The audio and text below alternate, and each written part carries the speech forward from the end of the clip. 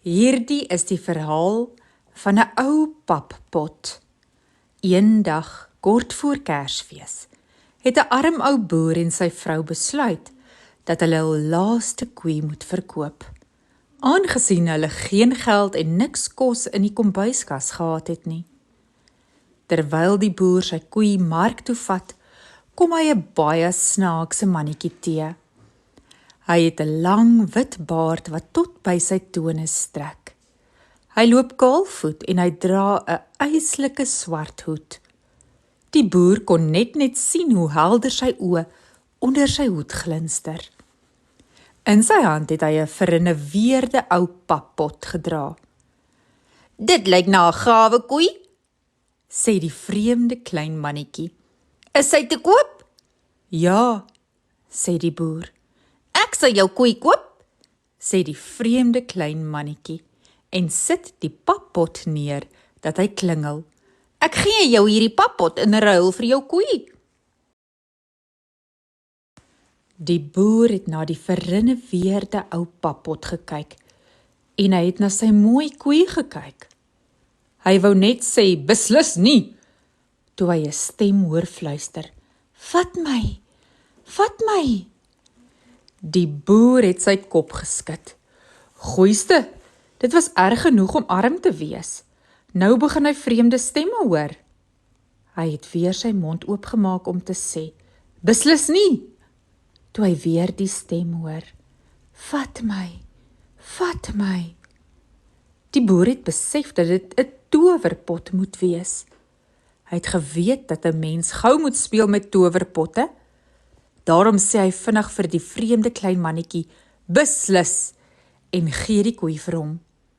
Hy buig af om die pot op te tel en toe hy opkyk, het die vreemde klein mannetjie in die niet verdwyn.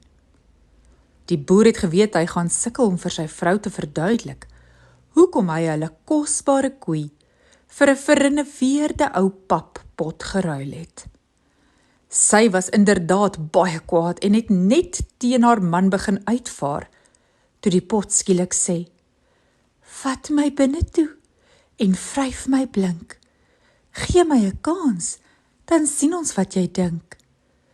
Die boer se vrou was uit die veld geslaan, maar sy het gedoen wat die pot gevra het. Sy het die pot van buite en binne gewas en het blink gevryf, tot dit soos 'n splinternuwe sixpence geblink het.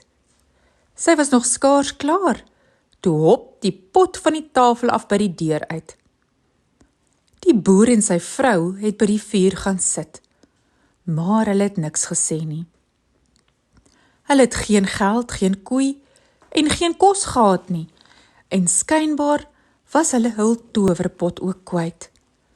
'n Entjie van die arm boer af, het daar 'n ryke man gebly. Hy was 'n selfsugtige man, wat heeldag en aldag geëet en sy geld getel het. Hy het baie bediendes gehad, insluitend 'n kok, wat in die kombuis besig was om 'n kerspudding te maak. Die pudding was propvol pruime, korente, sultanas, amandels en wie weet wat nog. Dit was so groot dat die kok besef het dat sy nie 'n kastrol het om dit in gaar te maak nie. Juis toe kom die pappot by die deur ingehop. "My wêreld," roep sy uit, "die vee het seker hier die pot vir my gestuur. Dis net betyds om my pudding in te maak," sê sy en skep die pudding in die pot. Die pudding het nog skaars met 'n baie mooi plonk op die pot se boom geval. Toe hop die pot weer by die deur uit. Die kok gee 'n harde gil, maar teen die tyd wat die lyfbediende en die huiskneg en die binnemeisie en die seun wat die spit draai in die kombuis kom, is die pot lankal weg. Die pappot het in die pad afgehop na die arm boer se huis toe. Die boer en sy vrou was verheug om die pot weer te sien en nog meer ingenome toe hulle die heerlike pudding ontdek. Die vrou het dit vir hulle gaar gemaak en hulle het 3 dae lank daaraan geëet.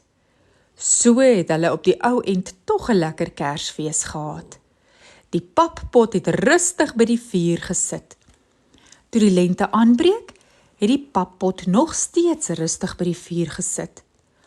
Op 'n dag het die pot skielik na die boer se vrou toe gehop en gesê: "Vryf my blink, gee my 'n kans, dan sien ons wat jy dink." Die boer se vrou het die pot blink gevryf, tot dit soos 'n splinternuwe sixpence geblink het. Sy was nog skaars klaar, toe hop die pot van die tafel af by die deur uit. Jy sal onthou dat die ryk buurman lief was daarvoor om sy geld te tel. Hy het in sy groot eetsaal gesit met hoope goue guineas en silwer sixpence op die tafel en groot boepens sakke vol munte by sy voete.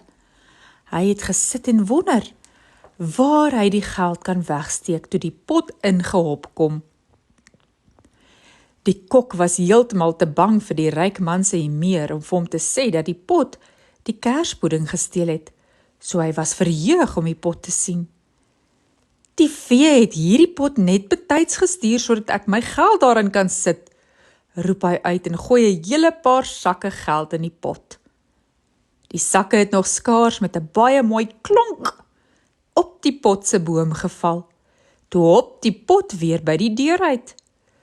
Die ryk man het geskree en gegil, maar teen die tyd wat die koetsier en die hoofperdekneg en die stalkneg by die eetsaal ingehardloop het, is die pot lankal weg. Dit het in die pad afgehop na die arm boer se huis toe.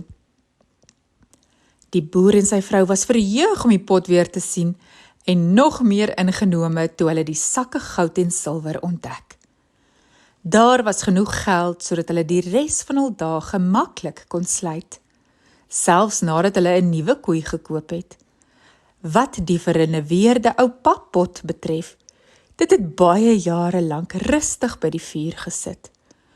Toe, eendag, het dit skielik by die deur uitgehop. Dit het in die pad afgehop, tot dit buite sig was, en dit was die laaste wat die boer en sy vrou dit ooit gesien het.